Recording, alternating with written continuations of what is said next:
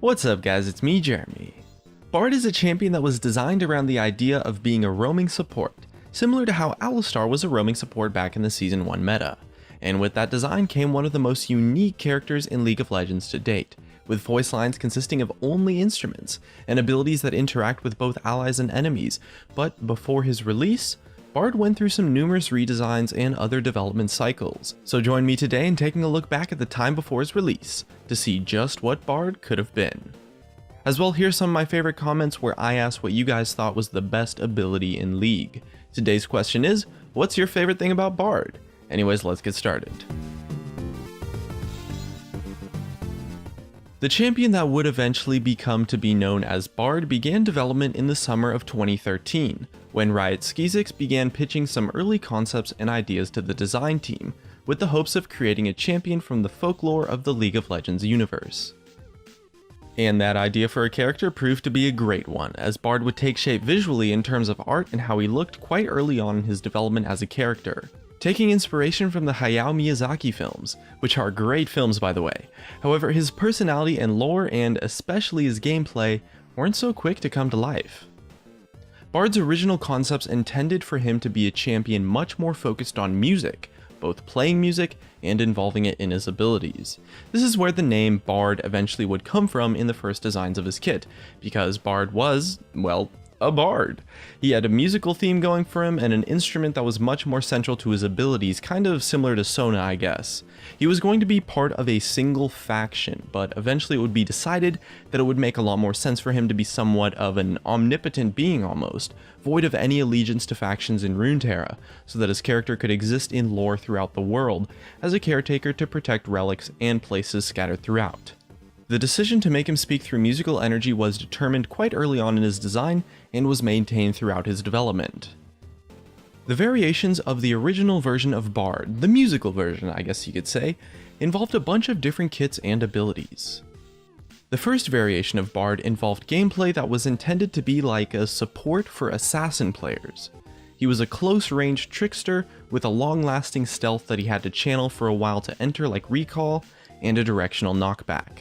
He could clear the ward from his lane brush and then zone out the enemy team, and the idea is that if you ever lost sight of Bard, he would channel his stealth and just be gone, and with that came the pressure of his invisible presence. However, this first variation had a bunch of gameplay problems and it didn't really fit Bard's theme of being a musician very well at all, so it was scrapped completely. As for some of the more musical abilities that were attempted, one of them involved things such as a 3-charge single target skill shot that applied a stun on the final shot if you fired all 3 shots to a beat that was playing. This ability proved to be a lot of fun to mess around with, but was restrictive and limiting to use during actual gameplay.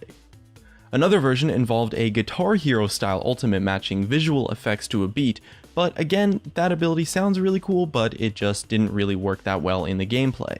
However, Riot Meddler lead champion designer expressed the idea that a more subtle version of that kind of ability did have some potential to work.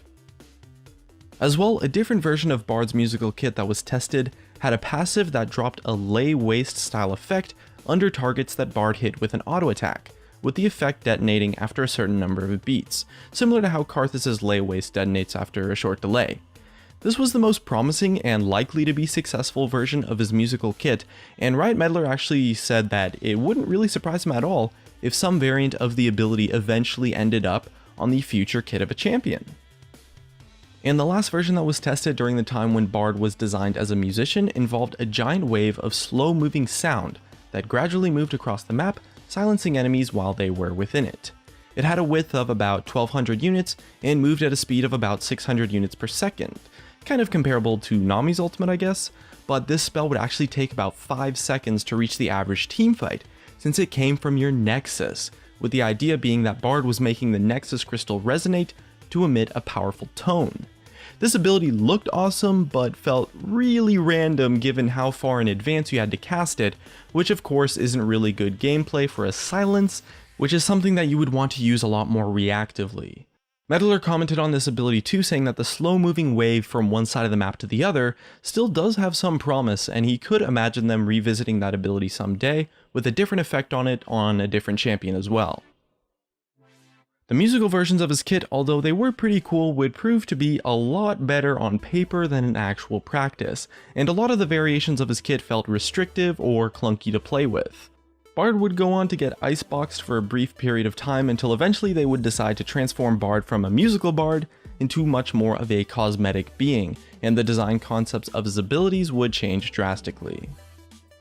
Riot wanted Bard to fit the idea of being this otherworldly celestial being, so a big part of bringing that character to life was to have a voiceover contain no actual spoken words, being made only with instruments.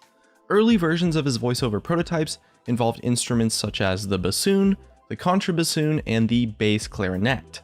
They also experimented and messed around with some sounds from loads of other things, like a bunch of Tibetan instruments and various versions of the trombone and cymbals, as well as various ethnic flutes and reed instruments too.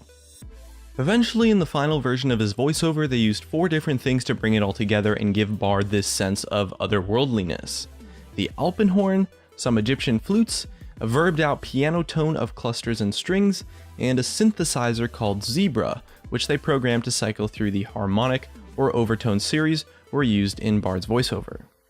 Although his musical theme remains a tiny bit in the form of his flute-like weapon and a musical voiceover, his kit would be changed to have pretty much no interaction with music.